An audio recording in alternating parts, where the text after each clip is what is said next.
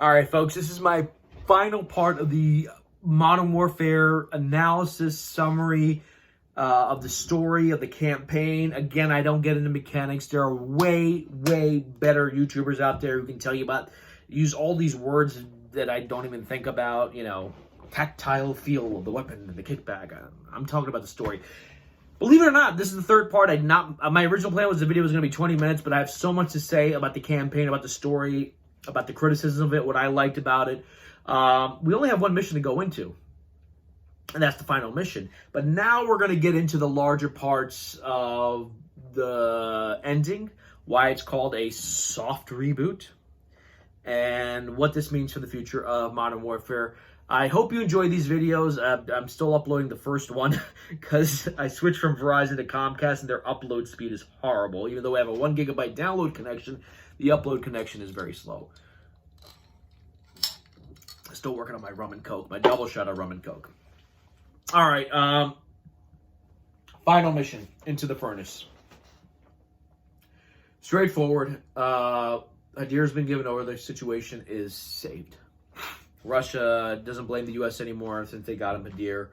Now they want to destroy the factory. Price, his right-hand man, his buddy from London, Garrick, and Alex and Farah are going to go in. They go to the factory and they blow it up. But let's, you know, it's very simple ending. It's not as impactful as, say, the ending of Modern Warfare 1 or Modern Warfare 2 or Modern Warfare 3. In fact, up to this moment, I kind of forgot that Alex dies in this mission. You know, it's a simple, you know, you go in, you have a drone attack happening, helping, yada, yada. You light the targets. You did that in the embassy mission. And the detonator to blow up the factory has been damaged, so Alex says, I'll stay behind. I'll do it. And Farah's like, oh, yeah, sure, you go ahead and do it. Cathartic moment is Barkov is getting away. She's actually on the helicopter, and Nikolai is flying the helicopter. You know, and so she kills Barkov, throws him off. You get to pick the dialogue at the end, whether you want to say, I did this for my family, I did it for Uzbekistan, I did it because I'm a Mets fan. I don't know, whatever. Just you kill her. In terms of final mission, it was okay. It wasn't, you know, and that's always been with Modern Warfare. Like, the best missions are never the final missions, but in terms of cathartic, was this, you know, at the end of Call of Duty 4, where you're on the broken bridge and Zakhaev is coming, he shoots gas, he kills the other guys, and Price throws you the gun and you take it and you shoot Zakhaev, and for the moment you think Price is dead, you know Griggs is dead, Gaz is dead, you're the only member of Bravo 6. No. Is it Modern Warfare 2 where Shepard is about to kill Price and you throw the blade in his eye and you realize that he orchestrated this entire war for revenge? No. Is it like Captain Price in Dubai sitting there watching Makarov hang as he smokes? No, it's not as impactful as those endings, but because this is not an ending. This is clearly setting up another story. And now we get to why this is a soft reboot. Conflict over. But here's the problem with General Barakov, Barkley, the general. With him gone, there's a power struggle. And now Price is sitting in a tea house or a coffee house with Price. Day's been saved. Everything seems there's a power struggle. And a guy is trying to steal power named Zakhaev. And Price says, I took care of Zakhaev with Macmillan in Pripyat. And all of a sudden, you start to realize that this is a soft reboot, and in some ways, it's a remake. The story's different, but this is setting up the story for what eventually became Call of Duty 4 Modern Warfare.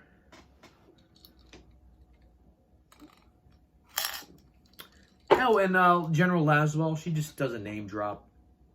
She says, oh, I talked to the General Shepard, and you're like, like I just was like, what? So she is under General Shepard. General Shepard exists in this game. You never see him, but he's, you're always reporting to Laswell, this woman Laswell. I think she's maybe a 2-star general. One, I don't know what her rank was. But General Shepard is her boss. And at some point you're like, why did, we abandon Farah and everything? Oh, now we know why. So it's a little different. So the All-Gilead mission is canon, but from what I can understand, Zakhaev is dead. This is his son, Victor Zakhaev. I remember Victor, the poor bastard, only had one tracksuit. He had a tracksuit in the beginning of Call of Duty 4. He had it in the middle. He had it at the end. The son of a bitch never changed clothes. He was kind of dressed like Nico Bellic. He was always just wearing a tracksuit, But he's struggling for power, and he's making some moves. So Price says, look, we need to do some things off the books, and I want to put together a team. I'm looking for a group of remarkable people. So when the world needs us, we can fight the battles. No, that's the Avengers. But it's kind of like that. And she's like, I talked to Shepard. I don't know about that. And she's like, all right. Who do you want to put on your team? This guy, Kyle Garrick. I was like, oh, yeah.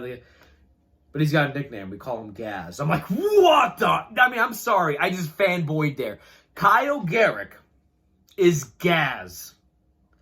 Gaz, obviously Gaz was a white guy, voiced by, I forgot what the guy's name is. Is it Graham McTavish?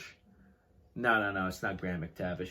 Who was the voice of Gaz? He was also the voice of Ghost, and he was also the voice of, he was in, oh, shoot. I know the guy's name. So well. And Greg Fairbass. He was Gaz. It was, and he had some of my best moments in Call of Duty 4 are Gaz and Price kind of, chit-chatting, like, Gaz, can you make the door open faster? Negative, sub. You can try pulling one if it makes you feel better. Cheeky bastard. So I was like, oh, they're setting this guy Kyle up as a second in command. Oh, by the way, Kyle Garrick is Gaz. Because we actually never learned Gaz's real name. This is Gaz. This is the new Gaz. Sure, he's black, but that's okay. We don't care. Gaz is back. Demolition experts by the name of John McTavish, but we call him Soap. Here stands up. And my fourth guy, Simon Riley. Who is Simon Riley? We don't have a picture of him, but we call him Ghost. And then she's like, what are you going to call this group? Task Force 141. And then the cut to credits, I'm jumping up and cheering like it's the end of a freaking Marvel movie. Like, oh my God, I loved it. And then there's the post-credits scene. You see Russians in the street dying. And an unnamed man. They don't say his name, but I know exactly who that is. That is Khaled al-Assad. Shoots the Russian. He's the Middle Eastern leader from Call of Duty 4 that was working for Zakhaev. And now they're invading what looks like to be, I don't know if it's Urzikstan, but in a weird way, this game is acting as sort of a soft reboot, and maybe in some ways as, there was talks. Okay, so we've gone through the story. There were talks that the new Call of Duty at some point might be a prequel series that would be set in the past. And they started to go with a reboot. Well, in a sense, this is kind of a prequel and a reboot. It's if they didn't have dates in this, and I don't think they really do, this kind of serves as a prequel to Call of Duty 4. But it's not. It is a reboot, but it's leading into the story from Call of Duty 4. And so one of the issues I had with this game, it was very much a small scale game. This wasn't a big scale game. This wasn't like, Call of Duty 4, Modern Warfare 2 with big armies just going head to head, and, Paris and Berlin and New York and DC and it wasn't that.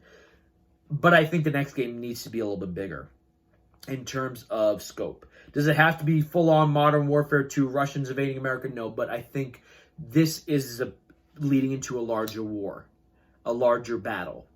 This is leading into something uglier. And in a way, it feels like a prequel to COD 4, but it isn't. It is telling a new story. Just like, the Tim Burton Batman is about Batman's first year, so is Batman Begins, but they're not really connected to each other.